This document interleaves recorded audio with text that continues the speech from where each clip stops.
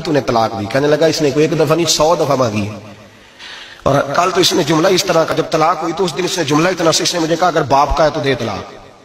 اب لوگ بھی 100 کھڑے تھے تو میری غیرت کا مسئلہ بن گیا. تو اشتعال کون دلاتا ہے؟ اب سنیں ترمذی کی حدیث. میرے نبی کریم سید عالم صلی اللہ علیہ وسلم نے فرمایا 500 سال لگیں گے جنت میں جانے میں. اتنی دور بندہ ہوگا کہ 500 سال کا سفر ہے, اتنی پہلے جنت کی خوشبو آنے لگ جائے گی. ترمذی میں میرے نبی پاک نے فرمایا جس بی بی نے زندگی میں ایک مرتبہ بھی اپنے خاوند سے بغیر شرعی وجہ کہ بد مذہب ہو گیا, بد عقیدہ ہو گیا, اس کے مزاج میں کردار میں گندگی آ گئی, بغیر وجہ شرعی کے اگر کسی عورت نے زندگی میں ایک مرتبہ بھی اپنے خاوند سے طلاق کا مطالبہ کیا تو اللہ اس بی بی کو جنت کی خوشبو بھی نہیں دے گا. ایک مرتبہ بھی. اور جو روز کہے دن میں 6 مرتبہ کار فارغ 6 معنی دار.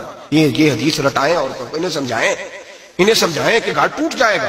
جس دن اس نے دے دی, اور یاد رکھیں شیر آ گیا, کسی نہ کسی دن شیر آ بھی جاتا ہے. تو یہ نہ سمجھے کہ روز حوصلہ کرتا ہے تو خدا جانے کیا بنے گا.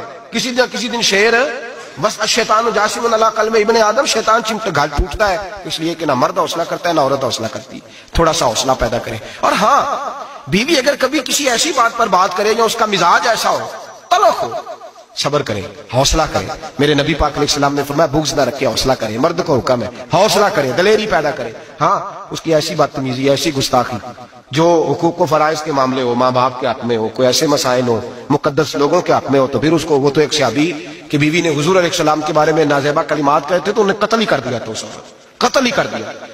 وہ معاملہ اور ہے, لیکن اگر اس کے مزاج میں تیزی ہے, اس کی طبیعت اس طرح کی ہے, تو پھر مرد برداشت کرے. امیر المومنین سیدنا فاروق اعظم صحابہ میں سب سے زیادہ تگڑا اور رسول پسند آدمی, غصے کے لحاظ سے سب سے تگڑے ہیں, جلدی غصہ آتا ہے. ایک شخص کہتا ہے میری بھارے تگڑے قبیلے میں شادی ہو گئی, بیوی میری بڑی سخت تھی, اس کے لب و لہجے میں بڑی سختی تھی. وہ قبیلہ بڑا مالدار تھا تو میں بات نہیں کرتا تھا. ایک دن میری بیوی نے بڑے سخت جملے کہے تو میں جناب عمر کے پاس آ گیا. توجہ ہے آپ دوستوں کی؟ کہتے ہیں حضرت عمر کے پاس آیا تو میں نے دروازے پہ دستک دی, بیوی کی شکایت کرنے آیا کہ ذرا مہربانی کریں.